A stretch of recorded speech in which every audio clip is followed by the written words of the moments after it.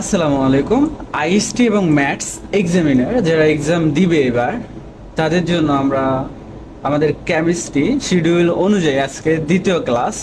তোমরা জানো যে আমরা প্রথম ক্লাসে দুইটা অধ্যায় ক্লিয়ার করেছিলাম।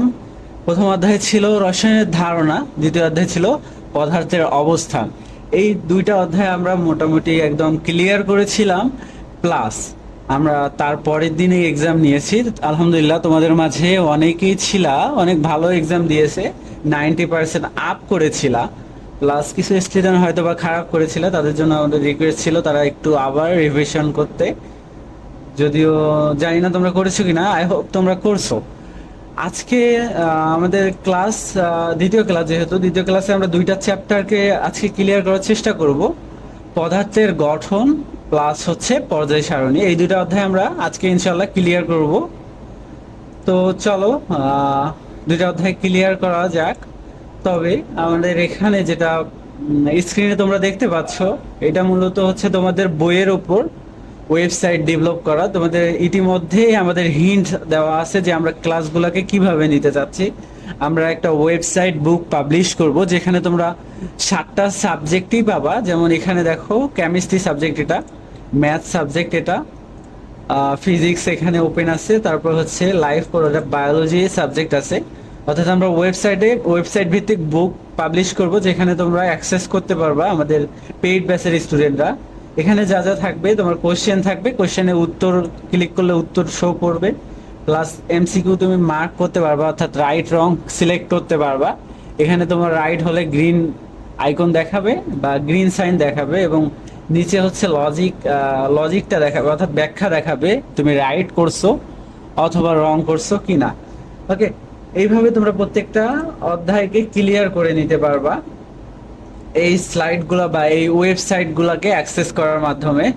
তো চলো, তাহলে তোমাদের আই হোপ তোমরা বেশি দেরি না করে আমাদের পেইড ব্যাচে দ্রুত জয়েন করে ফেলো, কারণ আমাদের ক্লাস কিন্তু অলরেডি শুরু হয়েছে। আর আমরা এই ওয়েবসাইটটা পাবলিশ করার চিন্তা ভাবনা করছি নেক্সট উইকের মধ্যেই। আমাদের যেহেতু অলরেডি 4টা সাবজেক্ট ক্লিয়ার, এখন জাস্ট আর 3টা সাবজেক্ট ক্লিয়ার করে আমরা তোমাদের সামনে ওয়েবসাইটটা রিলিজ দিতে পারবো ইনশাল্লাহ। আশা করি যে নেক্সট উইকের মধ্যে আমরা এটা ক্লিয়ার করবো ইনশাল্লাহ, যদি আমাদের ব্যস্ততা অতটাও না থাকে।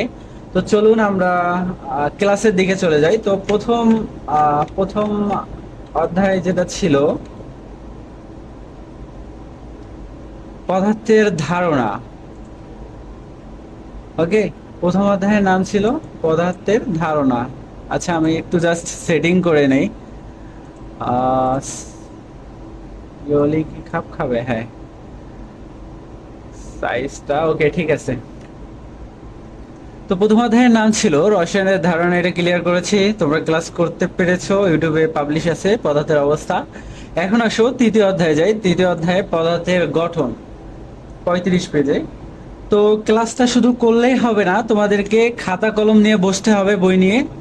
বই এবং কলম নিয়ে বসো, আমি যেগুলো করাই দিচ্ছি এগুলো মার্ক করো, এবং ক্লাস শেষে শেষে ভালো করে তোমরা রিভিশন করবে। চলো 35 পেজে চলে যাই।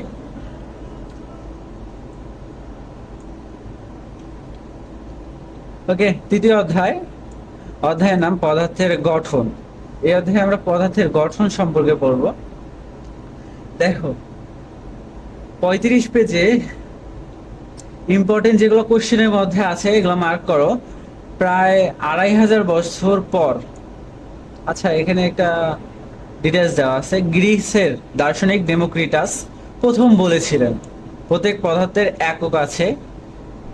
কে প্রথম বলেছিলেন প্রত্যেক পদার্থের একক আছে? এটা ইম্পর্টেন্ট কোশ্চেন, মার্ক করে নাও, ডেমোক্রিটাস। ওকে, অতি ক্ষুদ্র আর অবিভাজ্য যেটা, তার নাম দেন অ্যাটম, অর্থাৎ অ্যাটম নাম কে দেন? ডেমোক্রিটাস। কোনো বৈজ্ঞানিক পরীক্ষা দিয়ে তিনি হচ্ছে এটা প্রমাণ করতে পারেননি, যার কারণে হচ্ছে সেটা তৎকালীন সময়ে বিজ্ঞানী অ্যারিস্টটলের মতো বড় বড় বিজ্ঞানী যারা ছিল ওগুলো হচ্ছে প্রত্যাখ্যান করেছে বা বিরোধিতা করেছিল, যার কারণে এটা গ্রহণযোগ্যতা পায়নি। তারপরে প্রায় হচ্ছে 2500 অর্থাৎ 2500 বছর পর 1803 সালে ব্রিটিশ বিজ্ঞানী জন ডাল্টন বিভিন্ন পরীক্ষার প্রাপ্ত ফলাফলের ভিত্তির উপর ভিত্তি করে ডেমোক্রিটাসের ধারণা পরমাণু সম্পর্কে মতবাদ দেন। এই মতবাদ অনুসারে প্রতিটি পদার্থ অজস্র ক্ষুদ্র ও অবিভাজ্য কণার সমন্বয়ে গঠিত। তিনি দার্শনিক ডেমোক্রিটাসের সম্মানে এই এই একক ক্ষুদ্র কণার নাম দেন হচ্ছে অ্যাটম, যার অর্থ হচ্ছে পরমাণু। পরে প্রমাণিত হয় যে পরমাণু অবিভাজ্য নয়, এদের ভাঙলে তিনটি মৌলিক ক্ষুদ্র কণা পাওয়া যায়, যার নাম হচ্ছে ইলেকট্রন, প্রোটন, নিউট্রন। অর্থাৎ আমি যেগুলো মার্ক করছি এগুলো মার্ক করে নাও, এগুলো ভালো করে পড়বা। ওকে, তাহলে একটা পরমাণুকে মানে একটা পদার্থকে ভাঙলে সর্বনিম্ন পর্যায়ে যায় যেটা হচ্ছে পরমাণু, এবং পরমাণুকেও ভাঙা যায়। এটাকে ভাঙলে তোমরা তিনটা জিনিস পেতে পারো, যে ইলেকট্রন, প্রোটন এবং নিউট্রন। ওকে, এখন আসো মৌলিক পদার্থ, মৌলিক ও যৌগিক পদার্থ কাকে বলে।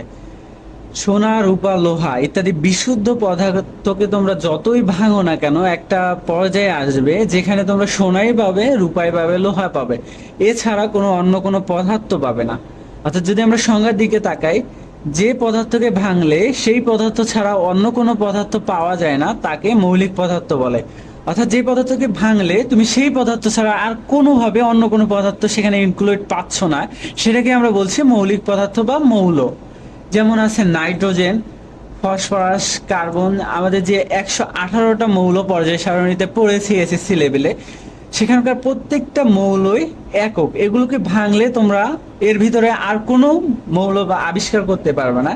এর মধ্যে 98টি মৌল যেগুলো হচ্ছে প্রকৃতিতে পাওয়া যায়, অর্থাৎ স্রষ্টা ক্রিয়েট করে দিয়েছে 98টি মৌল, এবং বাকি 26টা যেগুলো ছিল সেগুলো হচ্ছে মানুষ বিভিন্নভাবে তৈরি করেছে গবেষণা করে। অর্থাৎ প্রকৃতিকে এই যে মৌলগুলো ছিল এগুলো সমন্বয় করে বা গবেষণা করে বিভিন্ন তৈরি করেছিল 26টা বাকি। আচ্ছা, এখন আসলে যৌগিক পদার্থ। তাহলে মৌলিক পদার্থ সম্পর্কে তোমার একটা যদি ধারণা হয়, যৌগিক পদার্থ তুমি ধারণা অলরেডি পেয়ে যাবা। কারণ যৌগিক পদার্থ কাকে বলছে, যেই পদার্থটাকে ভাঙলে মৌলিক পদার্থ অর্থাৎ একের অধিক মৌলিক পদার্থ পাওয়া যায় সেটাকে আমরা যৌগিক পদার্থ বলবো। এখানে যদি সংজ্ঞার দিকে তাকাই, যে সকল পদার্থকে ভাঙলে দুই বা দুইয়ের অধিক মৌল পাওয়া যায়, অর্থাৎ মৌলিক পদার্থ পাওয়া যায়, তাকে আমরা বলবো যৌগিক পদার্থ। আই হোপ বুঝতে পারছো, যে সকল পদার্থকে ভাঙলে দুই বা দুইয়ের অধিক মৌলিক পদার্থ পাওয়া যায় তাদেরকে যৌগ বা যৌগিক পদার্থ বলা হয়। ওকে, তো এখানে একটা এক্সাম্পল দেওয়া আছে, হাইড্রোজেন এবং অক্সিজেন, পানির এক্সাম্পল দেওয়া আছে। যেমন পানিকে যদি তোমরা ভাঙো তাহলে পানিতে দুইটা হাইড্রোজেন পাবা এবং একটা অক্সিজেন পাবা, তাই না? এটা হচ্ছে যেহেতু পানিকে ভাঙলে তোমরা দুই ধরনের মৌল পাচ্ছ, যেমন হাইড্রোজেন এবং অক্সিজেন, অর্থাৎ দুইটা মৌলের সমন্বয়ে গঠিত, এটাকে আমরা বলবো যৌগিক পদার্থ বা যৌগ। Is that clear? I hope clear. তারপর আমি যদি বলি হচ্ছে তোমার কি বলতে পারি, সোডিয়াম ক্লোরাইড, লবণের কথা বলতে পারি। সোডিয়াম একটা মৌলিক পদার্থ এবং ক্লোরাইড একটা মৌলিক পদার্থ, যে দুটোর সমন্বয়ে একটা যৌগিক পদার্থ গঠিত হয়েছে বা যৌগ গঠিত হয়েছে। ওকে, আই হ্যাভ ক্লিয়ার। এখন আসো পরমাণু এবং ওর অণু কাকে বলে। একটু আগে আমরা বললাম মৌল। আচ্ছা, মৌলের ক্ষুদ্রতম কণা যার মধ্যে মৌলের গুণাগুণ বর্তমান থাকে, যেমন নাইট্রোজেন পরমাণুতে নাইট্রোজেনের ধর্ম বিদ্যমান আর অক্সিজেন পরমাণুতে অক্সিজেনের ধর্ম বিদ্যমান।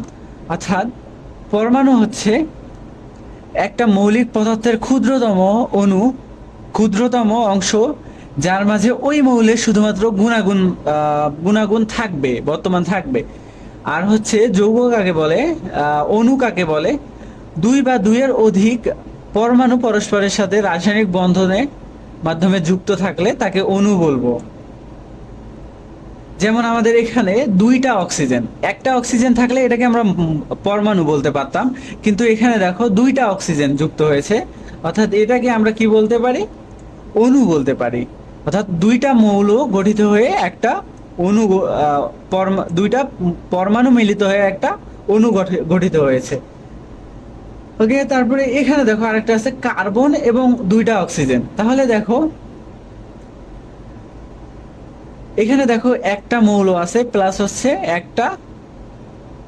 একটা পরমাণু আছে প্লাস দুইটা হচ্ছে কি বলতে পারি অণু আছে। অক্সিজেনের দুইটা মৌল মিলে হয়েছে অণু, অর্থাৎ এরা যে পরস্পরের সাথে যুক্ত হয়ে একটা স্ট্রাকচার গঠন করেছে, এটাকে আমরা বলবো যৌগের অণু। যৌগের অণু কেন বললাম, দেখো যৌগ কাকে বলে, যেখানে হচ্ছে একের অধিক মৌল পাওয়া যায়। দেখো এখানে একের অধিক মৌল পাওয়া যায়নি, কার্বন আলাদা অক্সিজেন আলাদা, এটাকে যৌগের আন্ডারে ফেলা যায়।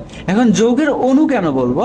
কেননা অক্সিজেনের মধ্যে দুইটা অক্সিজেন আসে, অর্থাৎ একটা যদি অক্সিজেন থাকতো তাহলে আমরা বলতাম যৌগের পরমাণু, কিন্তু এখানে অক্সিজেন দুইটা আসে, তাই এটা হচ্ছে যৌগ প্লাস হচ্ছে যৌগের অণু। বুঝতে পারছো? I hope clear. এখানে কিছু হচ্ছে তোমার মৌলের নামকরণ দেওয়া আছে। আসো আসো মৌলের প্রতীক আমরা সম্পর্কে একটু ডিসকাস করি।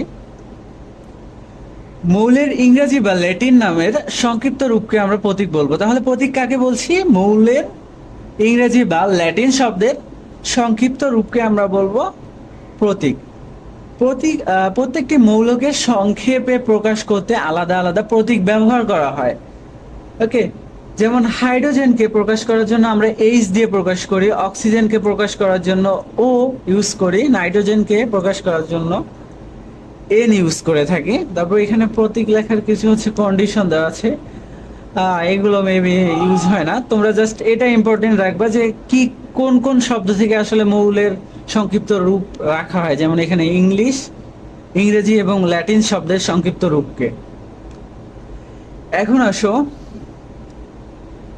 কার্বনকে প্রকাশ করা হয় সি দিয়ে, ক্লোরিনকে প্রকাশ করা হয় সি দ্বারা। ওকে, ক্যালসিয়ামকে প্রকাশ করা হয় Ca, তারপর হচ্ছে কোবাল্টকে প্রকাশ করা হয় Co, তারপর হচ্ছে ক্যাডমিয়াম অর্থাৎ Cd, তারপর ক্রোমিয়ামকে Cr দ্বারা প্রকাশ করা হয়। তবে কিছু ব্যতিক্রম রয়েছে, যেমন এগুলো আমরা ইংরেজি নামের হচ্ছে প্রতীক হিসেবে ইজিলি ধরতে পারছি যে কার্বনকে সি দ্বারা প্রকাশ করা হচ্ছে, ক্লোরিনকে Cl দ্বারা প্রকাশ করা যাচ্ছে। বাট কিছু ল্যাটিন নামের ক্ষেত্রে আসলে কনফিউশন তৈরি হয়, যেমন হচ্ছে এখানে উচ্চারণটা হবে ন্যাট্রিয়াম টাইপের, যেখান থেকে হচ্ছে এন এ নেওয়া হচ্ছে, তারপর হচ্ছে কপরাম টাইপের হচ্ছে উচ্চারণ হচ্ছে ল্যাটিন নামে, কিন্তু সেখান থেকে আমরা সি ইউ নিচ্ছি। তারপর ক্যালসিয়াম, পটাশিয়াম বলতে আমরা এখানে ল্যাটিন নাম ক্যালিয়াম, যেখান থেকে কে নেওয়া হচ্ছে। অর্থাৎ এই যে এই ছকটা জাস্ট একটু ব্যতিক্রম, যেখানে হচ্ছে ল্যাটিন শব্দ থেকে নেওয়া হয়েছে। এই ল্যাটিন শব্দ থেকে নেওয়ার কারণে স্টুডেন্টরা একটু মানে ভুলের মধ্যে থাকে বা একটু ভয়ের মধ্যে চলে যায় আসলে কিভাবে হবে। তোমরা জাস্ট এই ছকটাকে একটু ভালো করে মনে রাখবা। সোডিয়ামকে এনে, কপারকে কে দ্বারা, সিইউ দ্বারা, পটাশিয়ামকে কে দ্বারা, সিলভারকে এজি দ্বারা প্রকাশ করা হয়।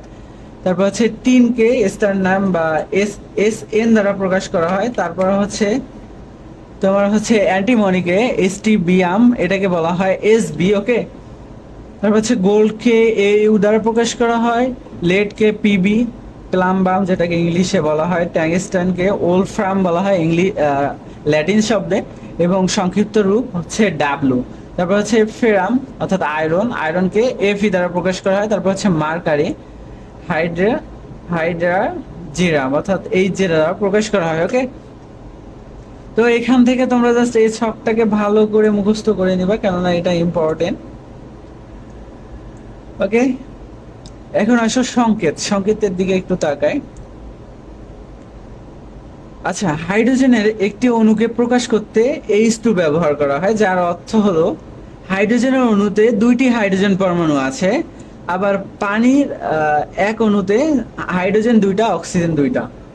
এই যে আমরা যে প্রকাশ করছি এই যে H2O, এটাকে মূলত বলে আমরা সংকেত বলতে পারি। যেমন এখানে নাইট্রোজেন কে প্রকাশ করছি N2 দ্বারা, এটা হচ্ছে সংকেত। তারপর অ্যামোনিয়াকে প্রকাশ করছি NH3 দ্বারা। ওকে, তাহলে এটা হচ্ছে কি সংকেত অ্যামোনিয়া। তারপর হচ্ছে ক্লোরিন, দুইটা ক্লোরিন আছে, এটা সংকেত Cl2।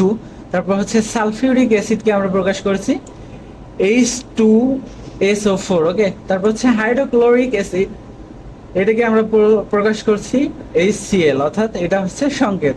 আই হোপ বুঝতে পারছো। এখন আসো পরমাণুর সাংগঠনিক কণা। ওকে, একমাত্র হাইড্রোজেন ছাড়া সকল পদার্থের পরমাণু তিনটি কণা দিয়ে তৈরি, সেগুলো হচ্ছে হাইড্রোজেন ছাড়া সকল পদার্থের পরমাণু অর্থাৎ ক্ষুদ্রতম একক তিনটি কণা দ্বারা গঠিত, সেগুলো হচ্ছে ইলেকট্রন, প্রোটন, নিউট্রন। এই কণাগুলোকে পরমাণুর সাংগঠনিক বা মৌলিক কণা বলা হয়। অর্থাৎ মৌলিক কণা কোনগুলোকে বলা হয়? ইলেকট্রন, প্রোটন, নিউট্রনকে। পরমাণুর কেন্দ্রে হচ্ছে কি থাকে? নিউক্লিয়াসে প্রোটন ও ইলেকট্রন থাকে, এটা ইম্পর্টেন্ট। পরমাণুর কেন্দ্রে কি কি থাকে? প্রোটন এবং নিউট্রন থাকে, এবং বাহিরে ইলেকট্রন থাকে, যেটা হচ্ছে নিউক্লিয়াসকে কেন্দ্র করে ঘুরতে থাকে। ওকে, এখন আসলে ইলেকট্রনের সম্পর্কে কিছু ডিটেলস দেওয়া আছে। ইলেকট্রনের আধার নেগেটিভ বা ঋণাত্মক, তারপরে আধানের পরিমাণ তোমার হচ্ছে এখানে দেওয়া আছে -1.60 ইন্টু 10⁻19 কুলম্ব, অর্থাৎ এটাও একটু ইম্পর্টেন্ট পড়ে নিবা। তারপরে হচ্ছে এখানে ভর দেওয়া আছে 9.11 ইন্টু 10⁻28। আচ্ছা, ইলেকট্রনের আপেক্ষিক আধান তাহলে মাইনাস, যেহেতু তাহলে -1 থাকলো। তারপর হচ্ছে ভর তোমার দাঁড়াচ্ছে যে প্রোটন এবং নিউট্রন যে আছে নিউক্লিয়ার পরমাণুর যে কেন্দ্রে, সেটার থেকে তুলনামূলক 1840 গুণ কম। আপেক্ষিক ভর 0। জাস্ট তোমরা এই আপেক্ষিক ভর, তারপর আধান আর আধান চার্জ, এগুলো জাস্ট একটু পড়ে নিবা, মার্ক করাগুলো। তারপর আসো প্রোটন সম্পর্কে যদি জানি, প্রোটনের হচ্ছে অর্থাৎ এখানে 1.60 ছিল, এখানে 1.60, ওটা মাইনাসের দিকে ছিল, এটা হচ্ছে প্লাসের দিকে। অর্থাৎ একটা মুখস্থ করলে আরেকটা হয়ে যাচ্ছে। প্রোটনের ক্ষেত্রে পি দ্বারা প্রকাশ করা হয়, ওটাকে ই দ্বারা প্রকাশ করা হচ্ছিল। তারপরে দেখো, একটি প্রোটনের ভর 1.67 ইন্টু 10⁻24, এখানে হচ্ছে 9.11, একটু ব্যতিক্রম। তারপরে এর আপেক্ষিক ভর +1, আপেক্ষিক আধান +1, আপেক্ষিক ভর হচ্ছে 1, অর্থাৎ এটার বিপরীত ধর্মী। অর্থাৎ আপেক্ষিক আধান হচ্ছে এখানে দেখলাম -1, আপেক্ষিক ভর এদিকে, আপেক্ষিক আধান দেখলাম +1। ওকে, এখন আসলে নিউটন সম্পর্কে কিছু জানি। নিউটন হলো পরমাণুর আরেকটি মৌল কণিকা, যার কোনো আধানও নেই, চার্জও নেই, এই একদম নিরপেক্ষ। হাইড্রোজেন ছাড়া সকল মৌলের পরমাণুতে নিউট্রন থাকে। ইম্পর্টেন্ট, মোস্ট ইম্পর্টেন্ট, হাইড্রোজেনে কি থাকে না? নিউট্রন থাকে না। ওকে, মার্ক করে নাও ভালো করে। একে এন দ্বারা প্রকাশ করা হয়। এর আধান 0, আপেক্ষিক ভর আছে যেটা হচ্ছে 1। ওকে, আর এখানে শকের মাধ্যমে একদম ক্লিয়ার করে দিয়েছে তোমাদেরকে। দেখো, ইলেকট্রনকে প্রকাশ করা হয় ই দ্বারা, প্রোটনকে পি দ্বারা, নিউট্রনকে এন দ্বারা প্রকাশ করা হয়। প্রাকৃতিক আধান বা চার্জ, আধানকে হচ্ছে তোমার 1-1.60 10⁻19 +1.60 10⁻19, অর্থাৎ এই দুইটা প্রায় সেম, অর্থাৎ জাস্ট তোমার প্লাস মাইনাসের চেঞ্জ হচ্ছে। তারপর হচ্ছে প্রকৃতিক ভরে এইটা জাস্ট একটু ব্যতিক্রম, কিন্তু এই দুইটা সেম, অর্থাৎ প্রোটন এবং নিউট্রনের সেম, জাস্ট প্রোটনেরটা মুখস্থ রাখলে নিউট্রনেরটা মুখস্থ হচ্ছে। তারপরে হচ্ছে কোথায় গেলাম, আপেক্ষিক আধান, এখানে হচ্ছে তোমার ইলেকট্রনের কত পাচ্ছ? -1, এবং প্রোটনের হচ্ছে +1, আর নিউটনের 0 থাকছে। আর তোমার হচ্ছে আপেক্ষিক ভরের ক্ষেত্রে ইলেকট্রনের 0, প্রোটনের 1, এবং হচ্ছে নিউটনের 1, অর্থাৎ আপেক্ষিক ভর নিউটন এবং প্রোটনের আছে, এবং আপেক্ষিক আধান ইলেকট্রন এবং প্রোটনের আছে। বুঝতে পারছো? I hope clear. তো জাস্ট এই ছকটা একটু বুঝে বুঝে পড়বা, তাহলে তোমার একদম ক্লিয়ার হয়ে যাবে। আচ্ছা, ভাইয়া যদি একদম জোরে কথা বলে তাহলে বলবা, নেক্সট টাইম থেকে আস্তে কথা বলার চেষ্টা করব, বা ধীরে ধীরে কথা বলবো। আচ্ছা, একটু দেখে নিই এই অধ্যায়টা কত বড়।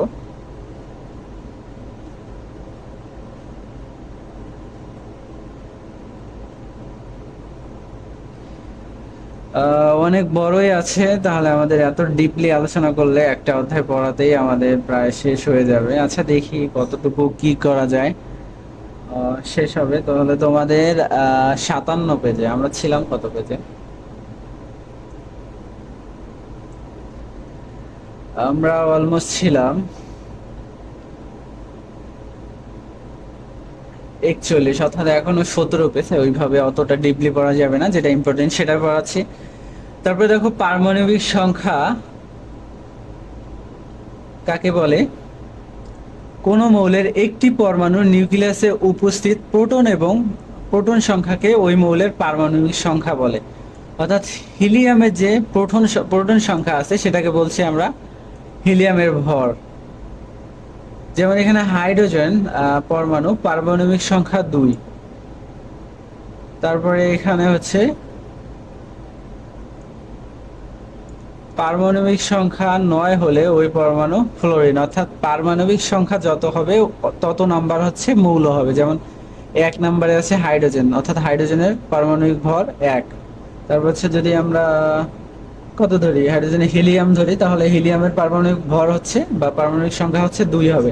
অর্থাৎ যে পারমাণবিক যে সংখ্যাগুলো আছে 1 থেকে 118টা যে মৌল আছে সেগুলোকে নাম্বারিং করা হয়েছে, সেগুলো হচ্ছে পারমাণবিক ভর দ্বারা। ওকে, তারপরে ভর সংখ্যা কাকে বলে? ভর সংখ্যা মূলত প্রোটন এবং নিউট্রন সংখ্যার যোগফলকে ভর সংখ্যা বলে। যেমন সোডিয়ামের হচ্ছে তোমার হচ্ছে প্রোটন সংখ্যা হচ্ছে 11 এবং হচ্ছে নিউট্রন সংখ্যা হচ্ছে তোমার 12, যার সমন্বয় হচ্ছে ভর সংখ্যা তৈরি। অর্থাৎ তোমার যদি ভর সংখ্যা দেওয়া থাকে, প্রোটন সংখ্যা দেওয়া থাকে, তাহলে এই দুটো থেকে বাদ দিলে তোমরা নিউটন সংখ্যা পারবে। আর হচ্ছে যদি প্রোটন এবং নিউটন যদি তোমাদের সংখ্যা দেওয়াই থাকে, তাহলে তোমরা দুইটা যোগ করবে, যোগ করলেই তো ভর সংখ্যা আসতেছে। যেমন দেখো, ভর সংখ্যা উপরে দেওয়া থাকে এবং প্রোটন সংখ্যা নিচে দেওয়া থাকে, বুঝতে পারছো? এখানে হচ্ছে ছকের মাধ্যমে প্রকাশ করা হয়েছে। এখন আসো পরমাণুর হচ্ছে মডেল। রাদারফোর্ড 1911 সালে পরমাণুর মডেল সম্পর্কে ধারণা প্রদান করেছে। এখান থেকে একটু জাস্ট পড়ে নিবা। রাদারফোর্ডের মডেল অনুযায়ী পরমাণুর একটি কেন্দ্র আছে যার নাম হচ্ছে নিউক্লিয়াস, বুঝতে পারছো? নিউক্লিয়াস অত্যন্ত ক্ষুদ্র। নিউক্লিয়াসের বাইরে পরমাণুর ভিতর নিউক্লিয়াসের বাইরে ও পরমাণুর ভিতরের বেশিরভাগ জায়গায় ফাঁকা, যেটা সত্য।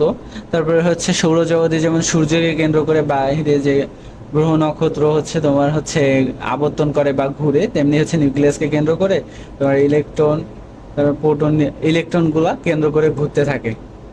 কেননা ভিতরে হচ্ছে তোমার কি থাকে, ভিতর নিউক্লিয়াসের ভিতরে নিউট্রন এবং প্রোটন থাকে। প্রোটন হচ্ছে প্লাস চার্জযুক্ত এবং ইলেকট্রন হচ্ছে মাইনাস চার্জযুক্ত। এই মাইনাসটা হচ্ছে এই যে প্রোটনকে কেন্দ্র করে ঘুরতে থাকে, বুঝতে পারছো? এইভাবে কেন্দ্র করে ঘুরতে থাকে।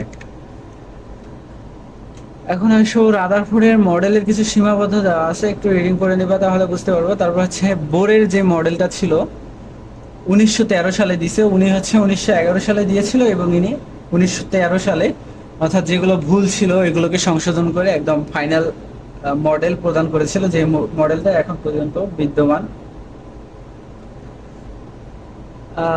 এখান থেকে একটু জাস্ট পড়ে নিবা, কৌণিক ভরবেগ ইত্যাদি পড়ে নিলেই বুঝতে পারবা। তারপরে বোরের মডেলের সাফল্য, বোরের মডেলেও কিছু সীমাবদ্ধতা রয়েছে, একদম যে ক্লিয়ার করে দিয়েছে সেটাও কিন্তু না। তারপর দেখো পরমাণুর শক্তি স্তরে ইলেকট্রন বিন্যাস, অর্থাৎ বোরের মডেলে যে শক্তি স্তরের কথা বলা হয়েছে তাকে বলছি আমরা শক্তি স্তর বলা হয়। প্রতিটি প্রধান শক্তি স্তরের সর্বোচ্চ ইলেকট্রন ধারণ ক্ষমতা 2n², অর্থাৎ এন এর জায়গায় জাস্ট কততম হচ্ছে ওটা শক্তি স্তর। যদি 1 হয় তাহলে এন এর জায়গায় 1 বসায় দাও, 2 গুণন 1-এর উপরে স্কোয়ার করলে 1ই হয়, 2 এর সাথে 1 গুণ করলে হচ্ছে 2 হয়। অর্থাৎ প্রথম শক্তি স্তরে 2টা হচ্ছে ধরবে। তারপর দ্বিতীয় শক্তি স্তরে এই যে এন এর জায়গায় যদি তুমি হচ্ছে 2 বসায় দাও, তাহলে হচ্ছে 2 দুগুণ 4, 2 এর উপরে স্কোয়ার করলে 4 এবং 4 এর সাথে 2 গুণ করলে 4 দুগুণ 8, অর্থাৎ দ্বিতীয় শক্তি স্তরে তোমার 8টা ধরবে। তারপর তৃতীয় শক্তি স্তরে 3 এর উপর যদি স্কোয়ার করো, 3 তিরিকে 9, 9 এর সাথে যদি তুমি 2 গুণ করো তাহলে হচ্ছে 9 দুগুণ 18, অর্থাৎ তৃতীয় শক্তি স্তরে 18টা মৌল থাকবে, বুঝতে পারছো? হেডলাইন ভালো হচ্ছে না, তাহলে এখানে জাস্ট তোমার এক্সাম্পল দেওয়া আছে কে দ্বারা প্রথম শক্তি স্তর বোঝাচ্ছে। এই যে দেখো আমি যেটা বুঝাইলাম, এন এর জায়গায় কততম শক্তি স্তর, আমরা 1 নম্বর যদি শক্তি স্তর দিই তাহলে 1 স্কোয়ার করলাম, তাহলে 2 এর সাথে 1 স্কোয়ার গুণ করলে হচ্ছে 2। তারপর হচ্ছে দ্বিতীয় শক্তি স্তরকে যদি ধরি, 2 স্কোয়ার করে 2 এর সাথে গুণ করলে 4। তারপর তৃতীয় শক্তি স্তর যদি ধরি তাহলে হচ্ছে সূত্র অনুযায়ী 3 দিলাম, 3 এর উপর স্কোয়ার করে এটা করলাম 18। ওকে, আই হোপ বুঝতে পারছো। এখন আসো মৌলের ইলেকট্রন বিন্যাস। হাইড্রোজেনের হচ্ছে ইলেকট্রন কয়টি আছে? একটি তো আছে, অর্থাৎ প্রথম শক্তি স্তরেই তাহলে একটি থাকবে। তারপরে হিলিয়ামের যে কয়টি ইলেকট্রন আছে? 2টা, প্রথম শক্তি স্তরেই ওর মিল হয়ে যাবে। তারপর হচ্ছে লিথিয়ামে যে পারমাণবিক সংখ্যা বা ইলেকট্রন সংখ্যা হচ্ছে 3, তাহলে প্রথম শক্তি স্তরে 2 থাকবে আর বাকি থেকে 1, তাহলে একটা পরে শক্তি স্তরে যাবে। তারপর হচ্ছে বেরিলিয়াম, এর হচ্ছে ইলেকট্রন সংখ্যা 4, প্রথমটাতে যাবে 2, পরেরটাতে যাবে 2। তারপর হচ্ছে বোরনের হচ্ছে 5, প্রথমটাতে 2 গেল, পরেরটাতে 3, অর্থাৎ প্রথমটাতে 2 অবশ্যই দিতে হবে এবং বাকিগুলো হচ্ছে তোমার পরের গুলাতে দিতে হবে। যেমন হচ্ছে ম্যাগনেসিয়ামের যদি ধরি 12, প্রথমটাতে 2 দিল, পরেরটাতে সর্বোচ্চ 8 দিতে পারবে, তাহলে 10 গেল। আর বাকি থেকে কত, 2, অর্থাৎ 2 হচ্ছে পরের ঘরে পাঠায় দিবে। আর পরের ঘরে আমরা হচ্ছে 3 নাম্বার ঘরের হচ্ছে সর্বোচ্চ ধারণ ক্ষমতা কত বলছি, যে 18, অর্থাৎ এই ঘরটা তোমার 18টা করে মৌল ধরতে পারবে। তাহলে সরি, এই ঘর 1 মিনিট, অর্থাৎ এই ঘরটা সর্বোচ্চ 18টা করে ধরতে পারবে, 18-র বাইরে হলে পরের ঘরে যাইতে পারবে। বা হচ্ছে 8টা করে ধরতে পারবে, পরমাণুর স্থিতিশীলতা বজায় রাখতে গেলে। তাহলে এটাও তোমরা একটু পরে হয়তো পরে বুঝাই দিব। না না না, এখানে 18টাই ধরবে, এখানে 8টা ধরবে, এখানে 18টাই ধরবে। ওকে, তাহলে আসো। তাহলে এখানে দেখো, অ্যালুমিনিয়ামের 13, প্রথমে 2, পরে 8 এবং 10 হয়ে যাচ্ছে, বাকি 3 এখানে। তবে এখানে যদি আমরা 20 নম্বরে ক্যালসিয়ামের ধরি, ক্যালসিয়ামের 20, প্রথম ঘরে গেল 2, পরের ঘরে যাবে 8, পরের ঘরে 8, পরের ঘরে হচ্ছে 2। অর্থাৎ এখানেও এখন তুমি ভাইয়া কোশ্চেন করতে পারো, ভাইয়া এখানে কেন 8 করে হলো, এখানে তো আপনি বললেন 18। এখানে মূলত 8 করে দেওয়ার একটাই কারণ, স্থিতিশীলতা বজায় রাখার জন্য। অর্থাৎ স্থিতিশীলতা, এখানে যদি আমরা 8 দেই তাহলে একটু স্থিতিশীলতা বজায় থাকবে, এবং প্লাস এইদিকে হচ্ছে 2 বা 1 যতটা বাকি থাকে সেটা আমরা দিতে পারি, ট্রান্সফার করে দিতে পারি। ওকে, এখন আসো উপশক্তি স্তরের ধারণা।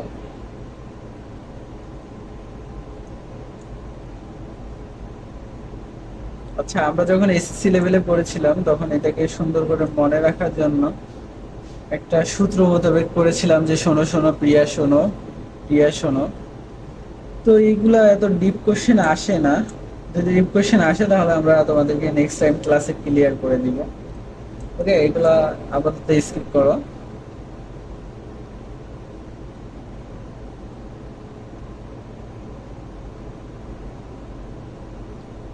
আমরা কোশ্চেন সলভ করতে গিয়ে দেখবো, যদি এগুলো কোশ্চেন ফেস করতে হয় তাহলে ক্লিয়ার করে দিব। তারপরে দেখো পারমাণবিক ভর বা আপেক্ষিক ভর, আমরা এগুলো পড়েছি। এখানে একটা সূত্র দিয়ে পারমাণবিক ভর বা আপেক্ষিক ভর বের করতে হয়, সেই সূত্রটা এটা দেওয়া আছে, যে মৌলের পারমাণবিক ভর যেটা দেওয়া থাকবে, যেমন সোডিয়ামের পারমাণবিক ভর কত, 23, তাই না? এবং একটি কার্বন একটি কার্বন আইসোটোপের 12, মানে পারমাণবিক ভরের এত অংশ, যেটা একটা ফিক্সড মান দেওয়া আছে, 1.66 ইন্টু 10⁻²4। অর্থাৎ একটা মৌলের হচ্ছে যখন তোমার পারমাণবিক ভর বের করতে পারবে, তখন হচ্ছে, যেমন আমরা সোডিয়ামের যদি বের করতে চাই, এন এর যদি বের করতে চাই, তাহলে এটা সূত্র কি হবে, সোডিয়ামের হচ্ছে পরমাণুর ভর হচ্ছে তোমার 23, এবং হচ্ছে এর হচ্ছে যেটা আইসোটোপের যে ইয়াটা দেওয়া আছে, যে 1.66 ইন্টু 10⁻²4। ওকে, তাহলে এটা ক্যালকুলেশন করে যেই মানটা আসবে সেটাই তোমার মূলত আপেক্ষিক ভর, পারমাণবিক ভর।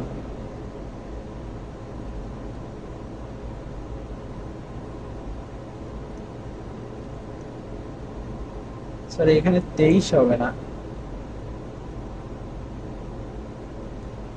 এখানে হবে একটি পরমাণুর ভর। আমরা এটা হচ্ছে পারমাণবিক ভর ধরে ফেলেছিলাম।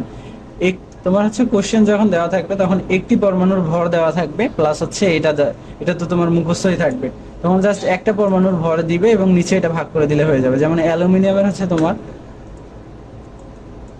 কাজ করতেছে না কেন, অ্যালুমিনিয়ামের হচ্ছে তোমার একটা পরমাণুর হচ্ছে আপেক্ষিক ভর হচ্ছে তোমার, একটা পরমাণুর ভর হচ্ছে এত, এবং হচ্ছে যেটা হচ্ছে কার্বনের 12 আইসোটোপের পারমাণবিক ভরের 12 অংশের 1 অংশ, এটা ভাগ করলে তোমার এই অ্যালুমিনিয়ামের হচ্ছে আপেক্ষিক ভর পেয়ে যাবে, পারমাণবিক ভর পেয়ে যাবে। তারপরে হচ্ছে আইসোটোপের এগুলো অতটা ডিপ আসে না, এগুলো জাস্ট তোমরা মুখস্থ রাখলেই হয়ে যাবে। তারপর হচ্ছে তেজস্ক্রিয় আইসোটোপ ও তাদের ব্যবহার, অর্থাৎ তেজস্ক্রিয় আইসোটোপ কোথায় কোথায় ব্যবহার করা হয় এগুলো জাস্ট একটু পড়ে নেওয়া দরকার। যেমন হচ্ছে ইনজেকশনের মাধ্যমে তেজস্ক্রিয় আইসোটোপ টেকনিশিয়াম-19 শরীরের ভেতরে প্রবেশ করানো হয়, এটা নির্দিষ্ট স্থানে জমা হয়। তোমার জমা হওয়ার পর এখান থেকে গামা রশ্মি বিকিরণ করে, তখন হচ্ছে বাইরে থেকে গামা রশ্মি শনাক্ত কারণ ক্যামেরা দিয়ে তুমি হচ্ছে ওই জায়গাটা বাইরে থেকে ছবি তুলতে পারবা। এইভাবে তুমি হচ্ছে ওই জায়গাটার হচ্ছে রোগ নির্ণয় করতে পারবা।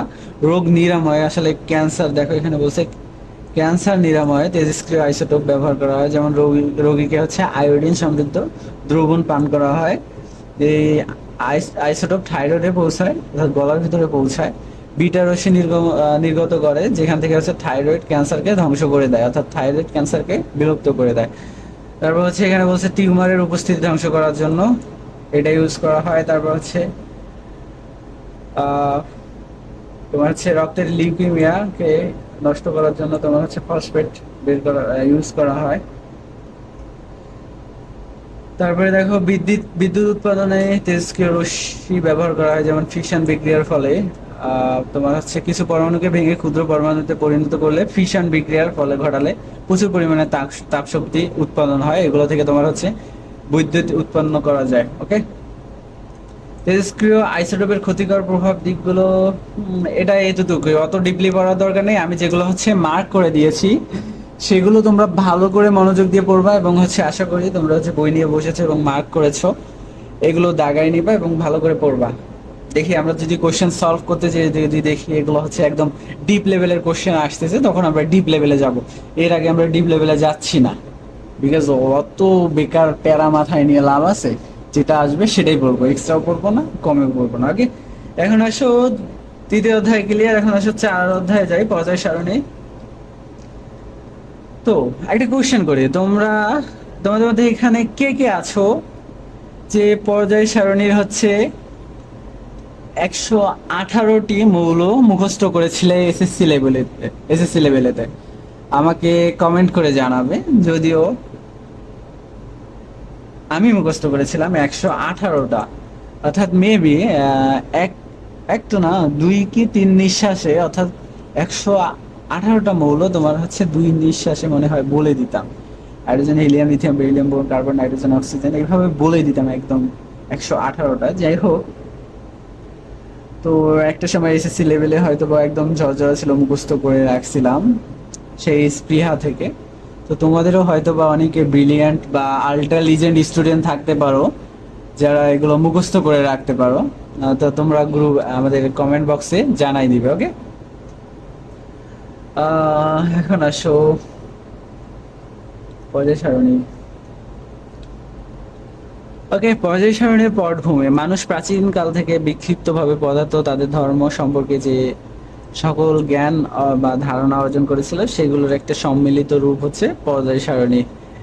তারপর হচ্ছে বিজ্ঞানীর একদিনের পরিশ্রমের ফলে তৈরি হয়নি, এগুলো হচ্ছে ধীরে ধীরে তৈরি হয়েছে। যেমন 1789 সালে ল্যাভোইসিয়াস অক্সিজেন বা এই কয়েকটা পরমাণু বা দেখো oxygen, nitrogen, hydrogen, phosphorus, mercury, zinc, sulphur ইত্যাদি মৌলিক পদার্থসমূহ ধাতু অধাতু এই দুই ভাগে ভাগ করেন। ল্যাভোইসিয়াসের সময় হচ্ছে তোমার ল্যাভোইসিয়ারের সময় থেকেই পরমাণুর থেকে মৌলগুলোর বিভিন্ন ভাগে ভাগ করার চিন্তা ভাবনা শুরু হয়।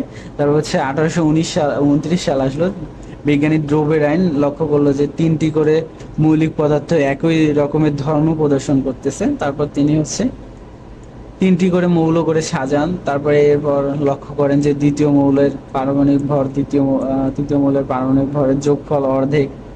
এগুলো আসলে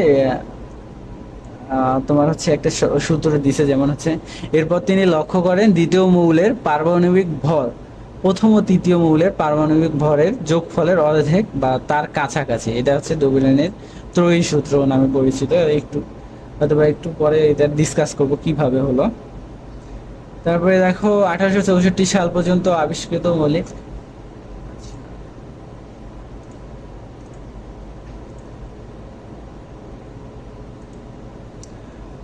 আবিষ্কৃত মৌলসমূহের জন্য নিউল্যান্ডের অষ্টক সূত্র নামে একটি সূত্র প্রদান করা হয় 1864 সালে।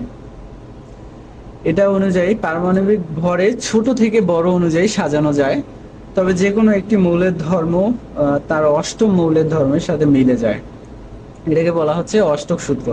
তারপর 1869 সালে আসলো বিজ্ঞানী মেন্ডেলিভ সকল ধর্ম পর্যালোচনা করে একটি সূত্র আবিষ্কার করলো। মৌলসমূহ ভৌত এবং রাসায়নিক ধর্মগুলো তাদের পারমাণবিক ভর বৃদ্ধির সাথে সাথে পর্যায়ক্রমে আবর্তিত হয়, যেটা হচ্ছে 1869 সালে দিছে। এই সূত্র অনুসারে তিনি হচ্ছে 63টি মৌলকে 12টি অনুভূমিক সারি এবং 8টি খাড়া কলামের ছকে পারমাণবিক ভর বৃদ্ধি অনুসারে সাজিয়ে দেন। দেখান যে একই কলাম বরাবর সকল মৌলের ধর্ম একই রকম। একই সারির প্রথম মৌল এবং শেষ মৌল পর্যন্ত মৌলগুলোর ধর্মে ক্রমান্বয়ে পরিবর্তন ঘটে। এইটার নামে আসলে পর্যায় সারণী। তোমরা যে 118টা মৌল পড়তেছো সেগুলো হচ্ছে মেন্ডেলিফের হচ্ছে পর্যায় সারণীর হচ্ছে ধারণা। তিনি সেই সময় হচ্ছে 63টি মৌল আবিষ্কার করতে পারছিলেন, সেই জন্য কিছু ঘর ফাঁকা দিয়েছিলেন। পরবর্তীতে বিভিন্ন বিজ্ঞানী এসে এগুলো হচ্ছে তোমার ফিল আপ করে তোমার পর্যায় সারণীটাকে একদম ক্লিয়ার করে দিয়েছে, বুঝতে পারছো? যেটা হচ্ছে আধুনিক পর্যায় সারণী নামে পরিচিত। তারপরে 1913 সালে মোসলে পারমাণবিক ভরের পরিবর্তে পারমাণবিক সংখ্যা অনুযায়ী মৌলকে পর্যায় সারণীতে সাজানোর প্রস্তাব দেন। পারমাণবিক সংখ্যা অনুসারে পর্যায় সারণীর মৌলের স্থান দেওয়া হলে মেন্ডেলিভের পর্যায় সারণীটা আর্গনের পারমাণবিক সংখ্যা 18 এবং পটাশিয়ামের পারমাণবিক সংখ্যা 19, কাজে আর্গন পটাশিয়ামের আগে বসবে।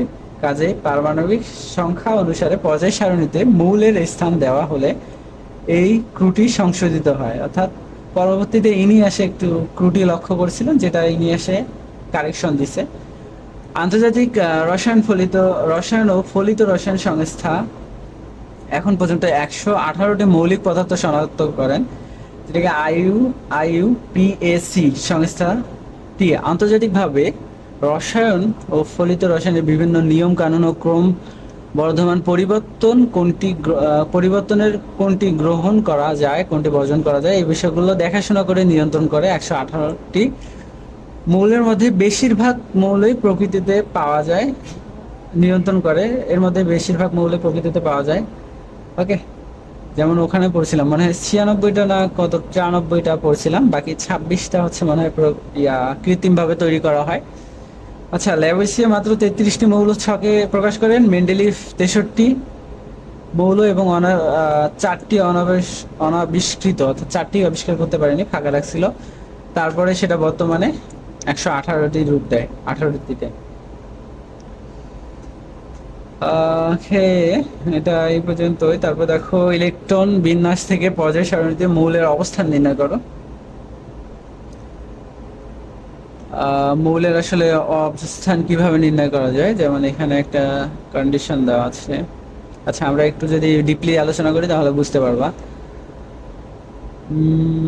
এখানে তোমার হচ্ছে গ্রুপ নাম্বার বের করার নিয়ম দেওয়া আছে। কোনো মৌলের ইলেকট্রন বিন্যাসের বাইরে প্রধান শক্তি স্তরে শুধু যদি এস থাকে, এস অরবিটাল থাকে, তবে এস এর অরবিটালের মোট ইলেকট্রন সংখ্যায় ওই পরমাণুর গ্রুপ হবে। যেমন হচ্ছে হাইড্রোজেনের একদম শেষে এস আছে, এস এর হচ্ছে উপরে 1 আছে, তার মানে হচ্ছে হাইড্রোজেন 1 নাম্বার গ্রুপেই থাকবে। তারপর হচ্ছে নিয়ম 2, কোনো মৌলের ইলেকট্রন বিন্যাসের শক্তি স্তরে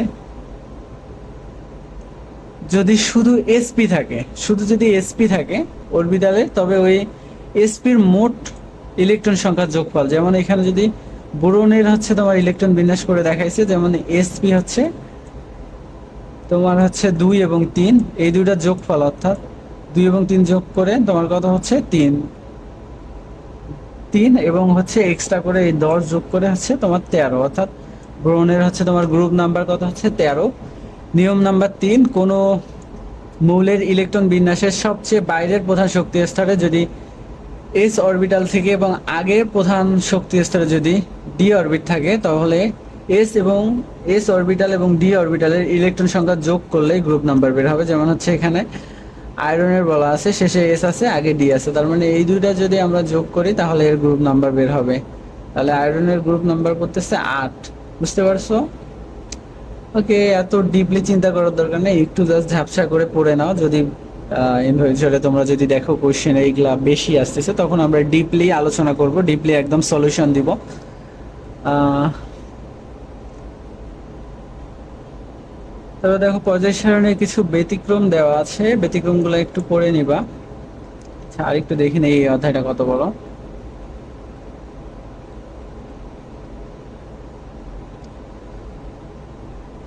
শেষই হচ্ছে না, অধ্যায় প্রায় শেষ, অর্থাৎ 80 পেজ পর্যন্ত। আমরা কোথায় আছি? আমরা 70 পেজ আছি, অলমোস্ট শেষ। আর 10 পেজ কমপ্লিট করে তোমাদের আজকের মতো ক্লাস শেষ করবো। আর একটু ধৈর্য ধরে ক্লাসটা করো। আর এখানে হচ্ছে ল্যান্থেনাইট শাড়ি বা অ্যাক্টিনাইট শাড়ি, এটা হচ্ছে মূলত এই যে দেখো, আমরা যদি পর্যায় সারণীতে আসি, একদম শেষে যে দুইটা শাড়ি ইউজ করা হয়েছে, যেমন এই যে এটাকে বলতেছে, এই দুটো শাড়িকে আলাদা আলাদা নাম দিয়ে বলতেছে ল্যান্থেনাইট এবং অ্যাক্টিনাইট শাড়ি। ওকে, কোথায় গেল?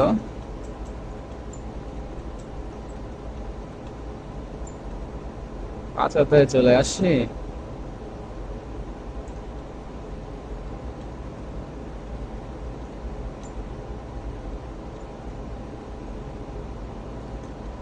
তাহলে এই যে ল্যান্থেনাইট এবং অ্যাক্টিনাইট, যেটা দেখালাম ওটা।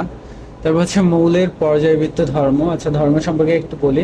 ধাতব ধর্ম কি? যে সকল মৌল চকচকে আঘাত করলে ধাতব শব্দ করে এবং তাপ পরিবাহী, তাপ ও বিদ্যুৎ পরিবাহী, তাদেরকে আমরা বলবো ধাতু। অর্থাৎ ধাতু কাকে বলছি? যে সকল মৌল চকচক করবে, আঘাত করলে ধাতব শব্দ করবে এবং তাপ ও বিদ্যুৎ পরিবাহী, সেগুলোকে আমরা বলবো ধাতু। আর হচ্ছে দেখো, আধুনিক সংজ্ঞা অনুযায়ী যে সকল মৌল এক বা একাধিক ইলেকট্রন ত্যাগ করে ধনাত্মক আয়নে পরিণত হয় তাদেরকে ধাতু বলে। ধাতুর ইলেকট্রন ত্যাগের এই ধর্মকে ধাতব ধর্ম বলা হচ্ছে। যেমন লিথিয়াম হচ্ছে, লিথিয়াম কত নাম্বার? হাইড্রোজেন, হিলিয়াম, লিথিয়াম 3 নাম্বারে। অর্থাৎ লিথিয়ামের হচ্ছে দুইটা হলেই তোমার হচ্ছে নিষ্ক্রিয় হয়ে যায়। তো আর কি লাগে লিথিয়ামের? ওই একটা এক্সট্রা যেটা থাকছে সেটা দিয়ে ধনাত্মক আয়নে পরিণত হচ্ছে, অর্থাৎ ধাতুতে পরিণত হচ্ছে। তারপর দেখো অধাতব ধর্ম, লিথিয়ামের বিপরীত, অর্থাৎ যারা হচ্ছে ইলেকট্রন গ্রহণ করবে। যেমন ইলেকট্রন, ক্লোরিন। ক্লোরিন কি করে? একটা ইলেকট্রন গ্রহণ করে। যেমন এর হচ্ছে 17টা আছে, এর পূর্ণতা লাভের জন্য একটা প্রয়োজন, অর্থাৎ 18টা প্রয়োজন। অর্থাৎ এ কি করবে? লিথিয়ামের থেকে যদি একটা গ্রহণ করে, অর্থাৎ একটা নিয়ে ঋণাত্মক আধানে তৈরি হবে, একে বলবে হচ্ছে অধাতব ধর্ম।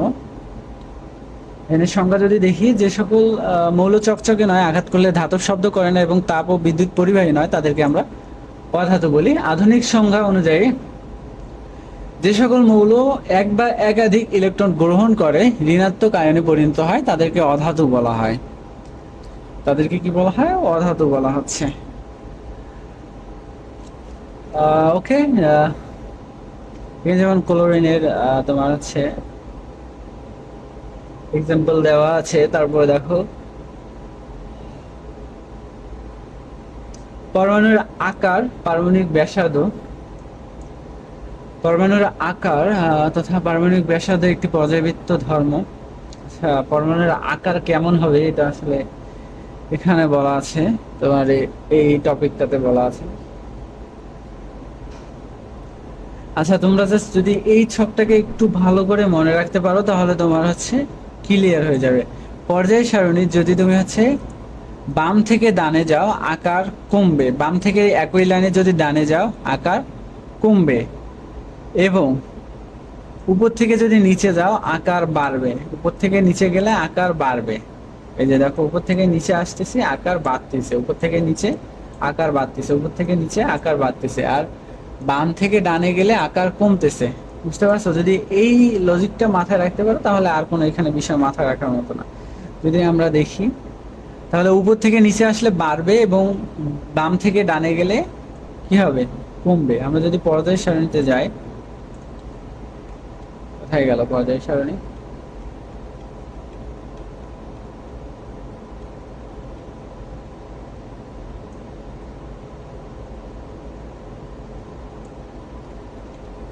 দেখো, ডান থেকে বামে আমরা বাম থেকে ডানে যদি যাচ্ছিল, দেখো কালারটা একটু চেঞ্জ করে দেই ব্রো।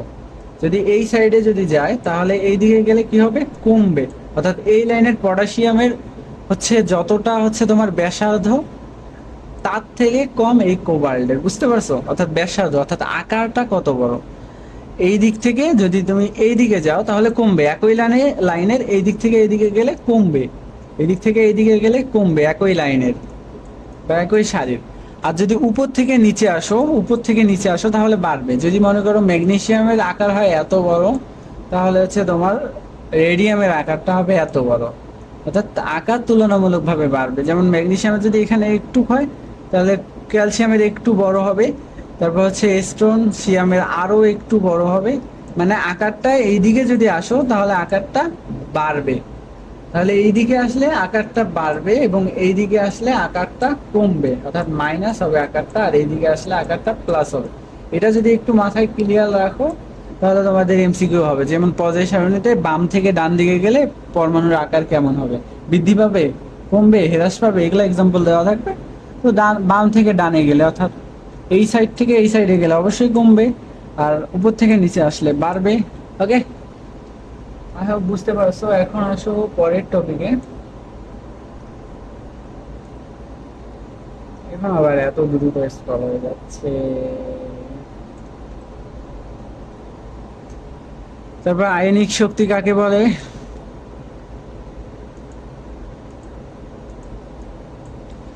আয়নীকরণ শক্তি গ্যাসীয় অবস্থায় কোনো মৌলের এক মোল গ্যাসীয় পরমাণু থেকে এক মোল ইলেকট্রন অপসারণ করতে এক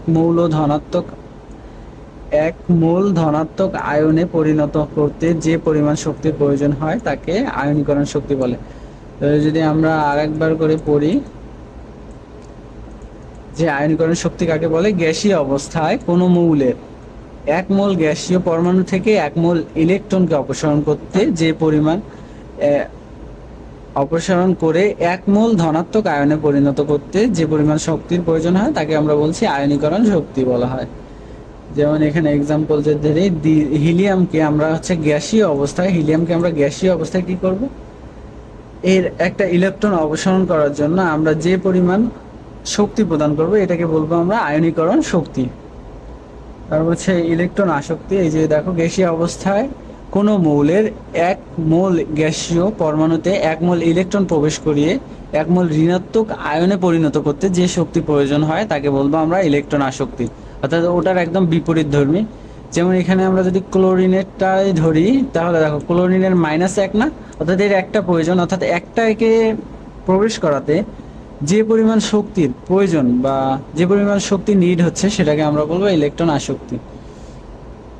তারপরে দেখো বিভিন্ন গ্রুপে উপস্থিত মৌলগুলোর বিশেষ নাম। ক্ষার ধাতু বলা হচ্ছে পর্যায় সারণীর 1 থেকে 7 এক গ্রুপ থেকে 7টি গ্রুপ, অর্থাৎ এই যে গ্রুপগুলা যে ছিল পর্যায় সারণীতে সেগুলোকে বলছি 7টা গ্রুপকে বলছি আমরা ক্ষার ধাতু। ক্ষার, এদের মধ্যে হাইড্রোজেন ছাড়া বাকি 6টি মৌলকে, যেমন লিথিয়াম, সোডিয়াম, পটাশিয়াম, বোরডিয়াম, সিজিয়াম, এগুলোকে বলছি আমরা ক্ষার ধাতু। অর্থাৎ এই যে পর্যায় সারণী ছিল সোডিয়াম, হাইড্রোজেন, তার নিচে সোডিয়াম, তারপর হচ্ছে এখানে ছিল হচ্ছে কি ছিল হাইড্রোজেন, তার নিচে ছিল হিলিয়াম, তারপর সোডিয়াম, তারপর এইভাবে ছিল যে নিচের লাইনটা, একদম নিচের লাইন যে গেছিল এটাকে আমরা বলবো ক্ষার ধাতু, প্রথম লাইনটা। তারপর মৃৎ ক্ষার 2 নং গ্রুপে, অর্থাৎ যদি পর্যায় সারণীটা লক্ষ্য করি এইভাবে অনেকগুলো লাইন আছে তাই না, এভাবে কয়টা লাইন আছে, 18টা মনে হয় লাইন আছে দেখি, এইভাবে লাইন আছে প্লাস হচ্ছে এইভাবে লাইন আছে। তো এই যে প্রথম লাইনটা এটাকে বলছি আমরা ক্ষার ধাতু, এবং 2 নং গ্রুপের হচ্ছে তোমার হচ্ছে মৃৎ ক্ষার ধাতু, এখানে হচ্ছে ছয়টা ধাতু আছে। তারপর হচ্ছে মুদ্রা ধাতু কাকে বলছি, এই যে এরকম করে গুনতে গুনতে 11 নম্বর যে গ্রুপটা আছে 11 নম্বর গ্রুপের সবগুলো হচ্ছে মুদ্রা ধাতু বলছি।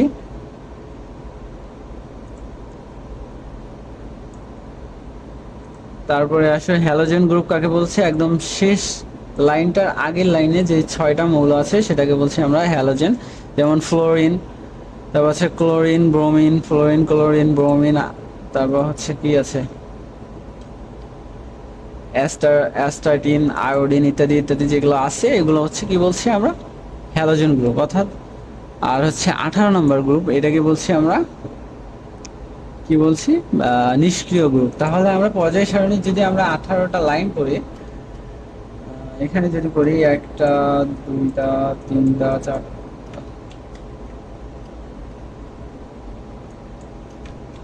আচ্ছা দাঁড়াও, আমরা এখানে শুরু করি 1 2 3 4 5 6 7 8 9 10 11 12 13 14 15 16 17 18। তাহলে 1 নাম্বার হচ্ছে ক্ষার ধাতু, 2 নাম্বার মৃৎ ক্ষার ধাতু, তারপর হচ্ছে আর কোথায় বললাম 11 গ্রুপের হচ্ছে 4 নাম্বার, 4টা হচ্ছে কি ধাতু, মুদ্রা ধাতু, 17 হ্যালোজেন।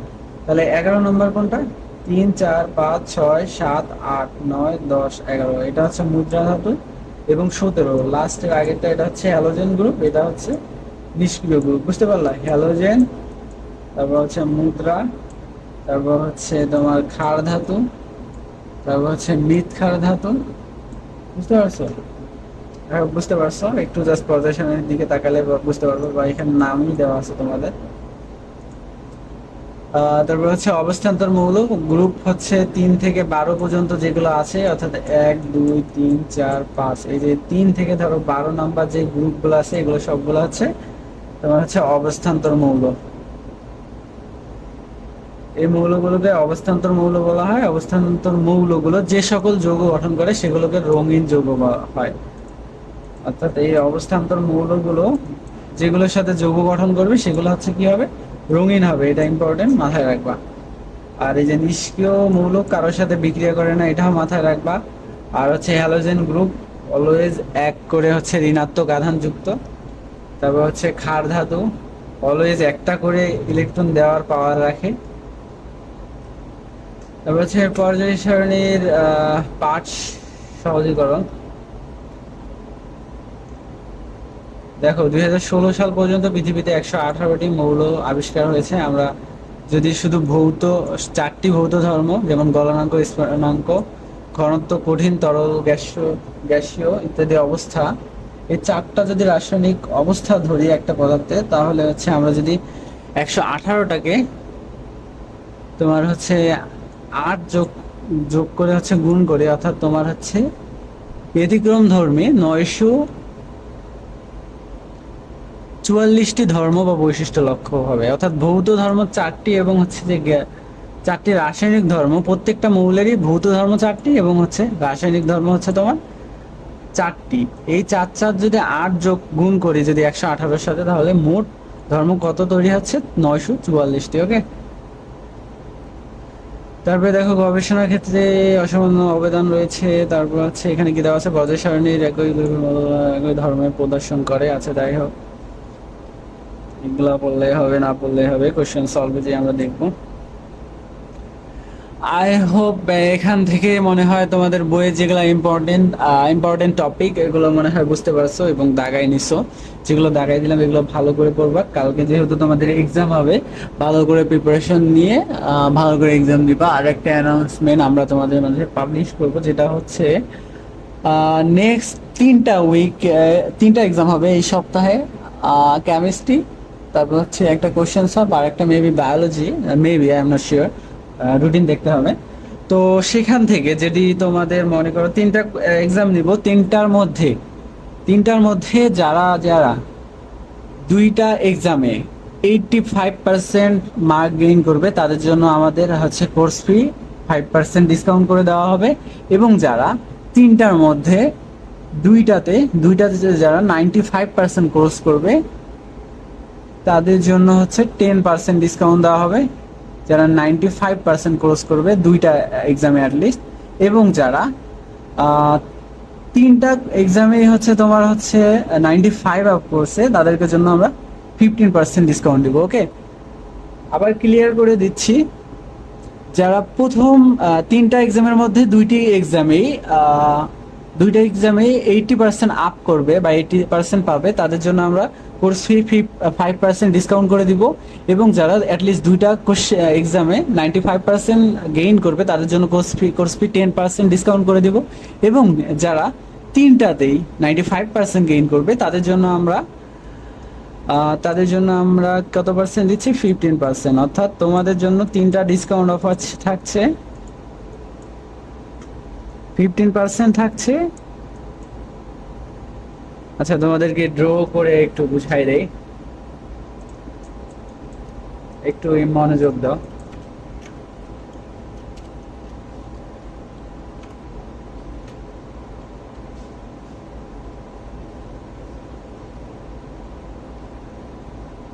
ঠিক আছে, দেখো, তিনটা এক্সাম নিব, তিনটা এক্সাম হবে,